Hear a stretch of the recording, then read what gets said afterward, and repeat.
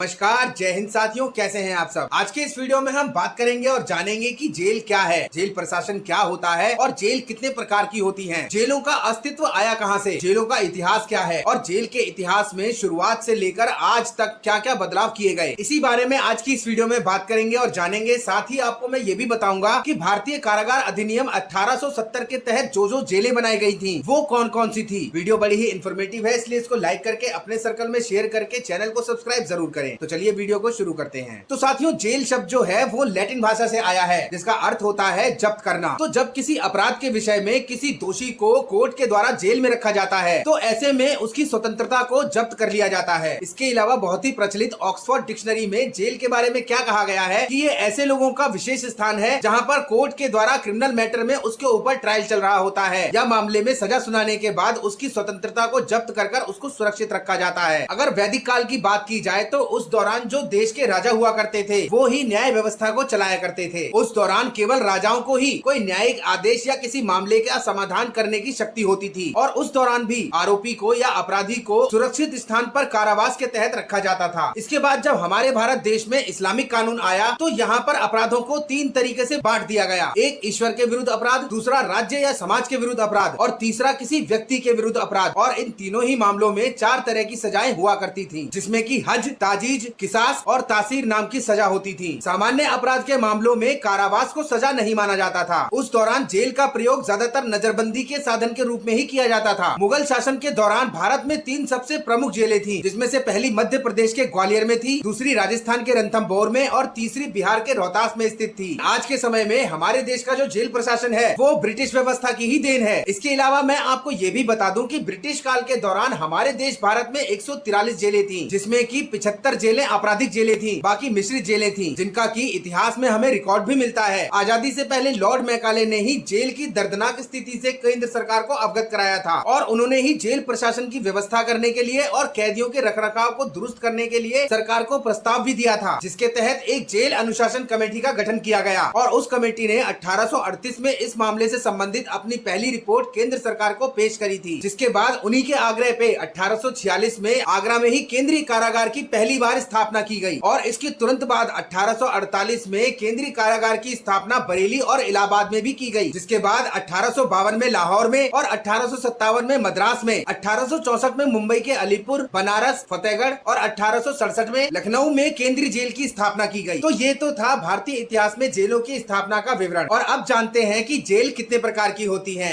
तो मुख्य रूप से जेल 7 प्रकार की होती है। तो सबसे पहले बात करते हैं केंद्रीय यानी सेंट्रल जेल के बारे में। किसी जेल को केंद्रीय जेल उद्घोषित करने के बारे में अलग अलग राज्यों के अलग अलग विचार और नियम होते हैं और राज्यों के जेलों के बारे में अलग अलग विचारण का कारण ये है कि हर राज्यों के अपने अलग अलग विषय होते हैं। वैसे ये जेल मुख्यतः उन कैदियों के लिए बनाई गई थी जिन कैदियों को आजीवन कारावास या मृत्यु की सजा सुनाई जाती है, ताकि इन जेलों में कैदियों की सत्यनिष्ठा को पुनः स्थापित करने का प्रयास किया जा सके। इन जेल के कैदियों को नियमित तौर पर जेल में कैद के दौरान कड़ी मेहनत करनी होती है। साथ ही इन जेलों की क्षमता बाकी अन्य जेलों की क्षमता से कहीं अधिक होती है। इसके अलावा इन जेलों के आंकड़ों की बात करें तो भारत देश की राजधानी दिल्ली में सबसे ज्यादा 16 केंद्रीय जेलें हैं। मध्य प्रदेश में 11 सेंट्रल जेल, महाराष्ट्र, तमिलनाडु, पंजाब और राजस्थान में 9 सेंट्रल जेलें हैं। वहीं कर्नाटक में 8 और गुजरात में 4 सेंट्रल जेल हैं। जबकि अरुणाचल प्रदेश, मेघालय, अंडमान निकोबार, दादर और नगर हवेली, दमन आदि अन्य द्वीपों पर एक भी सेंट्रल जेल नहीं है। इसके अलावा दूसरे नंबर पर आती है जिला जेल, जिसे कि डिस्ट्रिक्ट जेल भी कहा जाता है। सेंट्रल जेल और जिला जेल में ज्यादा अंतर नहीं होता। जिला जेल राज्य के उन जिलों के लिए होती है जहाँ पर सेंट्रल जेल यानी केंद्रीय कारागार नहीं होते। हमारे देश भारत में कुल मिलाकर 379 जिला जेलें हैं, जिसमें सबसे ज्यादा उत्तर प्रदेश में 57, मध्य प्रदेश में 39, बिहार में 31, महाराष्ट्र में 28, राजस्थान में 24, असम में 22, कर्नाटक में 19, झारखंड में 17 और हरियाणा व गुजरात में 16 जिला जेलें हैं। इसके अलावा पश्चिम बंगाल में 13, केरल और छत्तीसगढ़ में 11, जम्मू कश्मीर और नागालैंड में 10 जिला जेलें हैं। अब जिला जेलों के बाद नंबर आता है उप विभागीय जेलों का और ये जेलें राज्य स्तर पर निर्धारित की जाती हैं। इन जेलों में व्यवस्था बहुत ही अच्छी होती है क्योंकि इनका गठन और संचालन निचले स्तर पर किया जाता है। भारत में 9 राज्य ऐसे हैं जिनमें उप जेलों की संख्या सबसे अधिक है, जिनमें महाराष्ट्र में 100,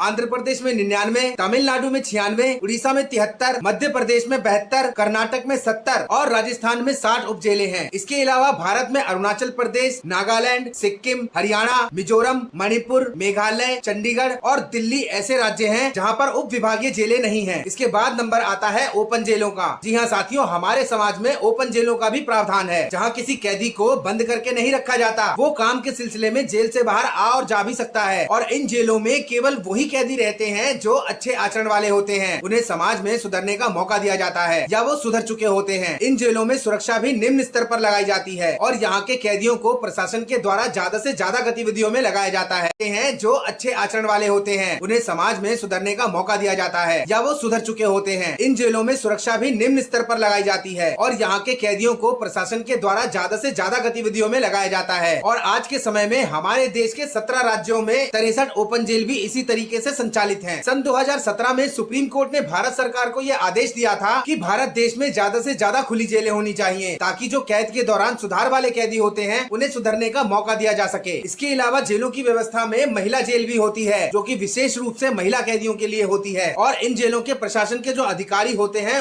वो भी महिलाएं होती हैं। आज के समय में हमारे भारत देश में महिला जेलों की संख्या 20 है, जिसमें सबसे ज्यादा महाराष्ट्र में 5 महिला जेल, तमिलनाडु और केरल में 3 महिला जेल स्थापित है। इसके बाद नंबर आता है विशेष जेल का, जिसे कि स्पेशल सेल भी कहा जाता है। और इन जेलों में किसी विशेष वर्ग के कैदियों को ही बंद किया जाता है, जैसे कि आतंकवादी या किसी हिंसक अपराधी या किसी हैबिचुअल ऑफेंडर को ही इन जेलों में कैद किया जाता है। और हमारे देश में इनकी कुल संख्या 43 है, जिसमें हमारे देश के केरल में सबसे ज्यादा 16 स्पेशल सेल हैं। इसके बाद आते हैं कोस्ट स्कूल। ये ऐसी जेलें होती हैं जिसमें कि युवा कैदी या बाल अपराधी ही होते हैं और इन जेलों का प्रयोग विशेष रूप से नाबालिग कैदियों को ही कैद में रखने के लिए किया जाता है। और इन जेलों को जेलों की जगह स्कूल कहा जाता है, क्योंकि इन जेलों का मुख्य उद्देश्य युवा अपराधियों में सुधार करना, उनकी देखभाल करना, उनकी शिक्षा की व्यवस्था करना, उनको किसी फील्ड में प्रशिक्षित करना, ये उनके उद्देश्य होते हैं। और हमारे देश भारत के 9 राज्यों में इस तरह की जेल स्थापित है, जिसमें हिमाचल प्रदेश, झारखंड, केरल, कर्नाटक, महाराष्ट्र, राजस्थान, पंजाब, तेलंगाना और तमिलनाडु राज्य शामिल हैं। अब इसके अलावा जो अगली कैटेगरी है उसे कहा जाता है अन्य जेल। जो जेलें बताई गई इन किसी भी कैटेगरी में नहीं आती, उन्हें अन्य जेल की कैटेगरी में रखा जाता है। और हमारे देश भारत के 3 राज्य ऐसे हैं जिनमें इस कैटेगरी की एक जेलें भी हैं, और वो राज्य हैं कर्नाटक, केरल और महाराष्ट्र। तो साथियों, ये थी जेल के इतिहास, जेल के प्रशासन और जेल के प्रकारों के बारे में पूरी जानकारी भरा वीडियो।